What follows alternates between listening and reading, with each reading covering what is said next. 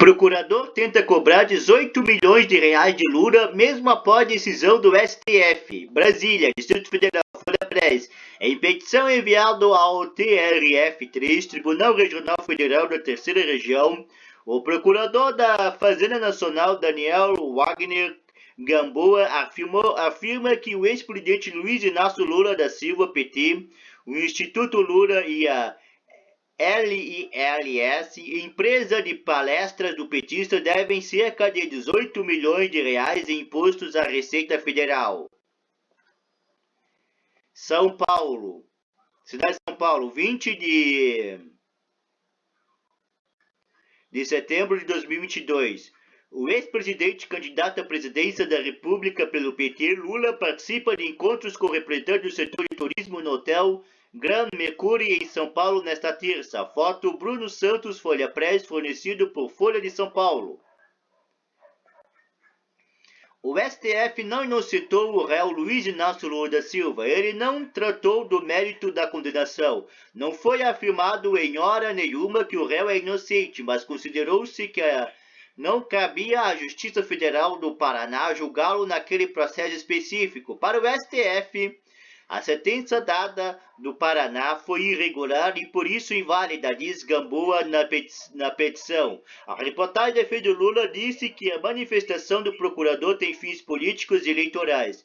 Lula é inocente, por isso é inaceitável que um órgão do Estado faça qualquer afirmação em sentido contrário, especialmente em um processo de natureza tributável sem relação com a área penal. Ao agir dessa forma, o órgão estatal extrapola suas atribuições, confronta a Constituição da República e o Supremo Tribunal Federal, e ainda confunde atuação técnica com atuação político-eleitoral, afirmou o advogado Cristiano Zanin.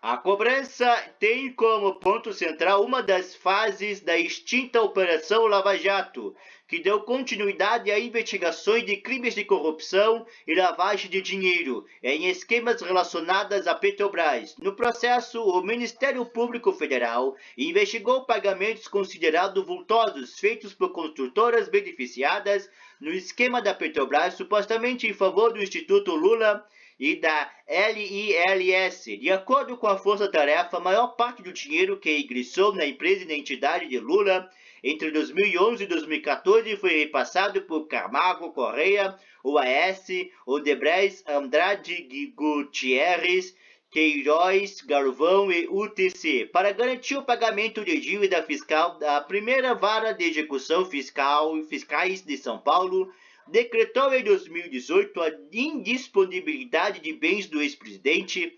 À época, o valor era mais de 15 milhões de reais. Em janeiro daquele ano, Lula havia sido condenado por corrupção passiva. A sentença foi preferida na segunda instância do Tribunal Regional Federal da Quarta Região, que também citou o crime de lavagem de dinheiro no caso do Tripex em Guarujá, São Paulo. A condenação que ocorreu no âmbito da Lava Jato motivou a rejeição da candidatura do petista 7 meses depois no STF, Supremo Tribunal Federal, para as eleições de 2018. STF anulou condenações. Em 2021, o ministro Edson Fachin do STF anulou as condenações de Lula e o tornou elegível. Na decisão, o magistrado afirmou que a 13ª Vara Federal de Curitiba, responsável pelo caso de Lava Jato, não era competente para julgar o caso. O ministro argumentou que, como os casos eram relacionados ao Petrolão, escândalo de corrupção da Petrobras na década de 2010, eles haveriam ter sido julgados pela Justiça do Distrito Federal. No plenário do STF, os ministros Edson Fachin, Ricardo Lewandowski, Gilmar Mendes, Rosa Weber, Alexandre de Moraes, Dias Toffoli, Carmen Lúcia e Luiz Roberto Barroso votaram a favor de anular as condenações de Lula. Indicado de Bolsonaro ao STF, o ministro Cássio Nunes Marques divergiu e pediu a revogação da decisão inicial de Fachin, que havia derrubado as sentenças condenatórias impostas ao petista na Lava Jato do Paraná. Os ministros Marcos Aurélio e Luiz Fux seguiram na mesma linha.